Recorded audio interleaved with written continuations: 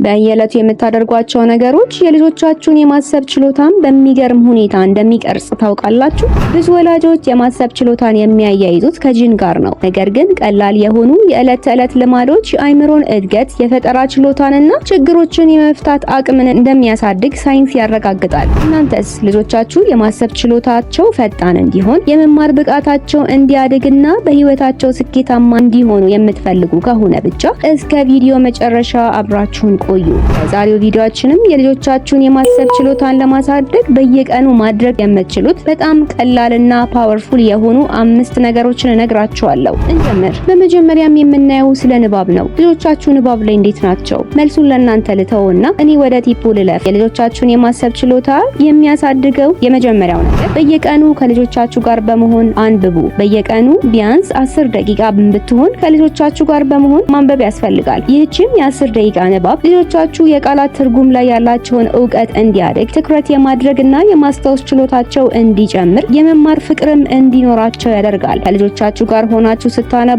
ልጆቻችሁን ጥያቄዎችን ጠይቋቸው። በመጽሐፉ ይዘት ላይ ተመርኩዛችሁ ከዚህ በኋላ ምን የሚከሰት ይመስልሃል? ይሄ ለምን ሆነ ብላችሁ ጠይቋቸው። በእነዚህ ጥያቄዎችም የልጆቻችሁን ክሪቲካል ቲንኪንግ እና ኢማጂኔሽን አቅማቸውን ማሳደግ ትችላላችሁ። ይህን ነገር ዛሬ ብትሞክሩትስ ምን ይመስላችኋል? አንድ መጽሐፍ ምረጡ። ልጆቻችሁ ከመተኛታቸው በፊት በጋራ በመሆን አንብቡ። ብዙም አይከብድም አይደል? ሞክሩት። ሁለተኛው ደግሞ የልጆቻችሁን የማሰብ ችሎታ የሚያሳድገውና በየቀኑ ማድረግ የምትችሉት ነገር የልጆቻችሁን የማወቅ ጉጉታቸውንና ጥያቄዎቻቸውን ማበረታታት ነው። ኢቭን ብዙና አሰልቺ የሆኑ ጥያቄዎችንም ቢጠይቋችሁም እንኳን ከማበረታት እንዳትቆጠቡ። ልጆች ጥያቄ ሲጠይቁ አላውቅም፣ እንደዚህ ብዙ ጥያቄ መጠየቅን አቁም፣ ደክሞኛል ከሚባሉ ልጆች ይልቅ መልሱ የሚመለስላቸው ወይንም ደግሞ መልሱን የሚያገኙበት መንገድ የሚመላከቱ ልጆች እያደጉ ሲሄዱ ሞር ስማርት እየሆኑ ይሄዳሉ። ለዚህም ከዛሬ ጀምራችሁ ልጆቻችሁ ጥያቄ ሲጠይቋችሁ የሚገርም ጥያቄ ነው በማለት አበርቷቸው። መልሱን ካላወቃችሁት ደግሞ በጋራ ሆነን የዚህን መልስ እንፈልገው በሏቸው። እነዚህን ነገሮች በማድረግ የልጆቻችሁን የማወቅ ጉጉታቸውን ስታበረቱላቸው የልጆቻችሁን ችግር የመፍታት ብቃትና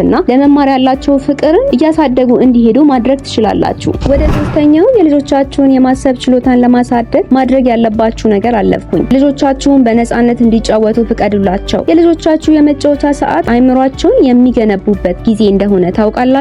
ልጆች በነፃነት መጫወታቸው የፈጠራ ችሎታቸውን፣ ችግሮችን የመፍታት ብቃታቸውን፣ ሶሻል ስኪላቸውንና ሎጂካል የሆነ አስተሳሰብን እንዲያሳድጉ ይረዳቸዋል። ለልጆቻችሁ የበዛ ስክሪን ታይምን በማስወገድ የተለያዩ አእምሯቸውን የሚያሳድጉበት ጨዋታዎችን እንዲጫወቱና እንደ ፐዝል ወጣ ብሎ አካባቢያቸውን እንዲቃኙ ማድረግ ያስፈልጋል። እዚህ ጋም ከዛሬ ጀምራችሁ ልትሰሩት የምትችሉትን ነገር ልንገራችሁ። ልጆቻችሁን በቀን ውስጥ ከ30 እስከ 60 ደቂቃ በመስጠት የፈለጉትን ነገር በነፃነት እንዲጫወቱ በማድረግ አእምሯቸውን በሚገባ እንዲያሰሩት ማድረግ ትችላላችሁ። አራተኛው የልጆቻችሁን የማሰብ ችሎታ ለማሳደግ ማድረግ ያለባችሁ ነገር ደግሞ ለልጆቻችሁ ኃላፊነቶችን መስጠት ነው። ስማርት የሆኑ ልጆች በትምህርታቸው ብቻ አይደለም ጎበዝ የሚሆኑት፣ ራሳቸውን በራሳቸው መምራት የሚችሉና ኃላፊነት የሚሰማቸውም ናቸው። ይህንንም በየቀኑ ለልጆቻችሁ ትናንሽ የሆኑ ስራዎችን በመስጠት ማስተማር ትችላላችሁ። ለምሳሌ መጫወቻቸውን ማጽዳት ወይንም በስርዓቱ ማስተካከል፣ እናንተን እንዲያግዙ ስራ በመስጠት ወይንም ደግሞ ልብሳቸውንም እንዲያስተካክሉ ኃላፊነቶችን በመስጠት ሊሆን ይችላል። በዚህም ልጆቻችሁ ዲሲፕሊን፣ ኮንፊደንት እና ችግሮችን የመፍታት ብቃታቸውንም እንዲያሳድጉ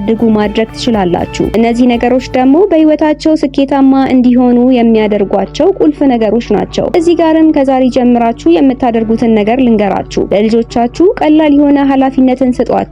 ይህንንም ኃላፊነት በየቀኑ እንዲሰሩት አድርጉ። አሁን ደግሞ ወደ አምስተኛውና ወደ መጨረሻው ቲፕ አልፌያለሁ። ይህም ቲፕ በሁሉም ቦታ ላይ ወሳኝ የሆነ ቲፕ ነው። የልጆቻችሁን ውጤት ሳይሆን ጥረታቸውን አድንቁላቸው። የልጆቻችሁን የምታደንቁበት መንገድ የልጆቻችሁን የማሰብ ችሎታ ሼፕ ያደርጋል። ልጆቻችሁን አንተ ወይንም ደግሞ አንቺ እኮ ጎበዝ ነሽ፣ ስማርት ነሽ ከማለት ይልቅ ጠንክረህ የምትሰራበትን መንገድ ጠንክረሽ የምትሰሪበትን መንገድ እወደዋለሁ በሏቸው። ይህም ልጆች ግሮዝ ማይንድ ሴት እንዲኖራቸው ያደርጋል። ግሮዝ ማይንድ ሴት እንዲኖራቸው ተደርገው ያደጉ ልጆች ደግሞ በህይወታቸው የሚያጋጥሟቸውን ቻሌንጆች ይጋፈጣሉ። ነገሮች አስቸጋሪ ቢሆንባቸውም መሞከራቸውን አያቆሙም።